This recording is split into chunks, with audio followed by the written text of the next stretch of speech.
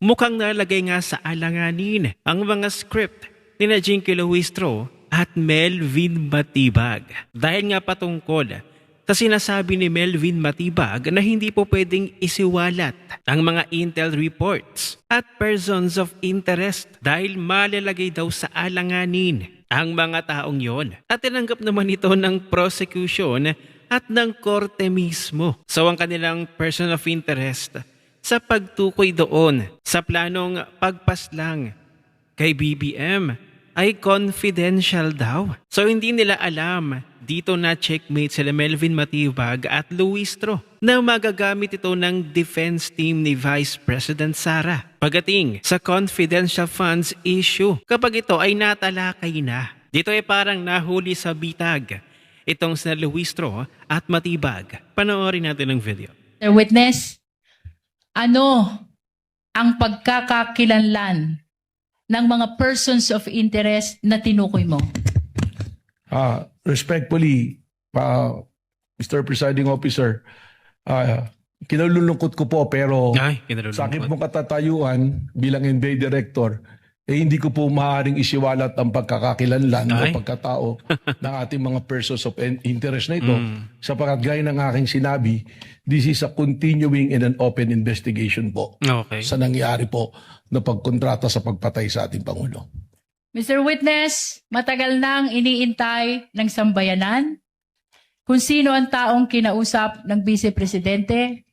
As a matter of fact, maging ang ating iginagalang na mga senator judges ay nagtatanong din kaugnay ng pagkakakilanlan ng taong kinausap ng Presidente. Ano ang dahilan, kung mayroon man? Bakit mo sinasabi, Vice President? Bakit mo sinasabi na hindi ito pwedeng i-disclose o isa-publiko itong mga persons of interest na tinukoy mo? Alam po ninyo, maraming kadahilanan. Tayo po ay nasa law enforcement. Kapag ang ganito pong bagay na it's an open and continuing investigation ay ating isisiwalat, unang-una pong mangyayari rito ay makukompromiso po ang ating investigasyon. At may lalagay po sa alanganin yung pong ating mga tinatawag na informants o assets na nasa ground na nagbibigay po sa atin ng human intel na tinatawag. At kasama na rin po rito na yung pong aming capability to have successful operation ay makompromiso sapagkat maaaring hindi na po kami pagtiwalaan ng aming pong mga pinanggagalingan na source. Pangatlo po, it will violate the right of privacy po ng mga individual na ating natukoy na persons of interest. At meron din po itong kaparusahan under the administrative code na kung ang isa pong information ay confidential, secret, or top secret, hindi po ito pwedeng ibahagi basta-basta sa publiko. Narinig nyo yun. Basta't ang information ay confidential at hindi po pwedeng ibahagi sa sino man, hanggang doon na lang yun. Hindi talaga maaari na malaman kasi confidential nga. So ito maaari itong gamitin sa confidential funds issue ni Vice President Sara. Di ba inaalam nila sino si Mary Grace Piatos? O ngayon, magagamit ito ng defense team ni Vice President Sara. Po ay exception din sa Freedom of Information under po sa Memorandum Order number 15 po ng ating pong Pangulo. Mr. Witness, binanggit mo ang maraming dahilan kung bakit hindi mo pwedeng i-disclose itong pagkakakilanlan ng mga persons of interest.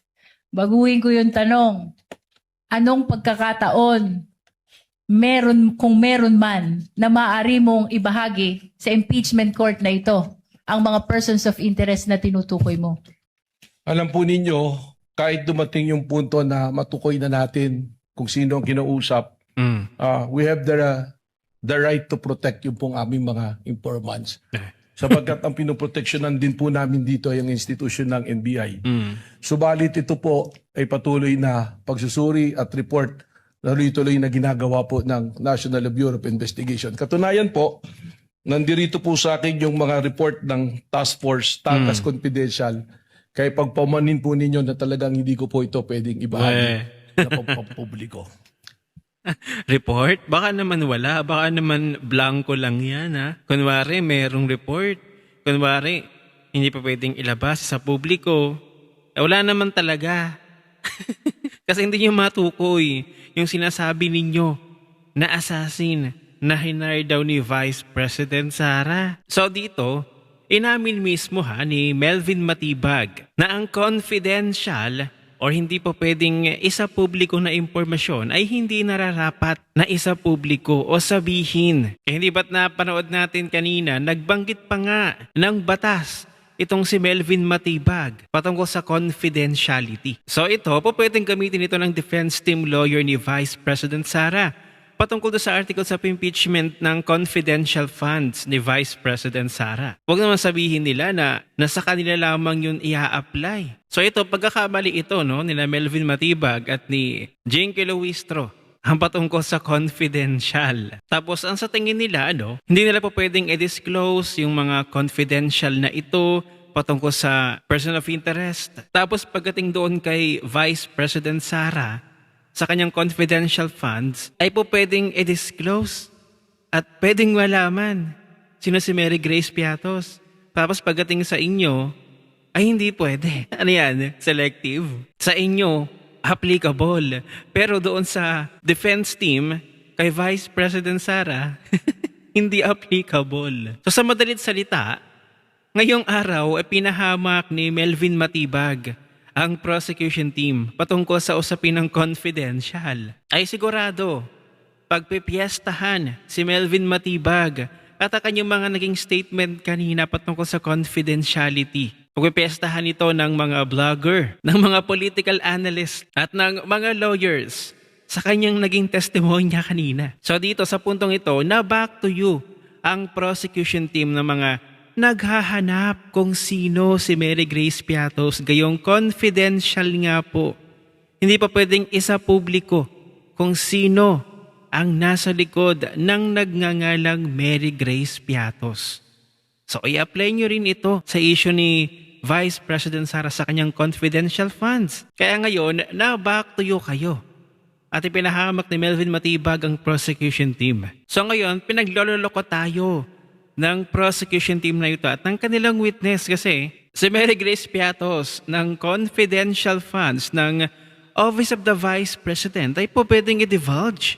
Pero ang pagkakakilanlan ng hired assassin di umano ni Vice President Sara sa intel ni Matibag ay hindi po pwedeng i-divulge. So baka ganito yung mangyari kapag nandun na tayo sa articles of impeachment ng confidential funds ng OVP. So dito pa lamang sa testimonya at pahayag ni Melvin Matibag, pinaliwanag na niya agad na hindi po pwedeng pangalanan si Mary Grace Piatos. Di ba nga, nagbanggit pa siya kanina ng batas. So talagang pinagtibay niya. So ngayon, makakompromiso ang confidential funds issue kapag nakarating na tayo doon. Ang tanong, meron ba talaga kayong nalaman kung sino yung hired assassin? O palabas nyo lamang, kunwari confidential. O ngayon, nahulog kayo sa sarili nyong script. Meron kuno, pero hindi pwedeng isa publiko, hindi pwedeng pangalanan, hindi pwedeng malaman ng taong bayan kasi confidential. So sana pagdating doon sa articles of impeachment ng confidential funds ni VP Sara, ay apply nyo rin ito Melvin Matibag, Jinky Luistro. So kung ipagpipilitan ninyo na alamin pa si Mary Grace Piatos kung sino yung taong naandoon sa likod ng pangalan na yon, ay dapat isa publiko nyo muna kung sino yung hired assassin na tinutukoy ninyo na sinasabi nyong confidential. Kung inyong uusisiin pa kung sino ang nasa likod ng Mary Grace Piatos na ito. Agree ba kayo doon na aking manonood? Ano ang inyong opinion? I-share mo na ang video na ito. Mag-iwan ng comment at tagya sa ibaba at magkita-kita ulit tayo sa susunod na video.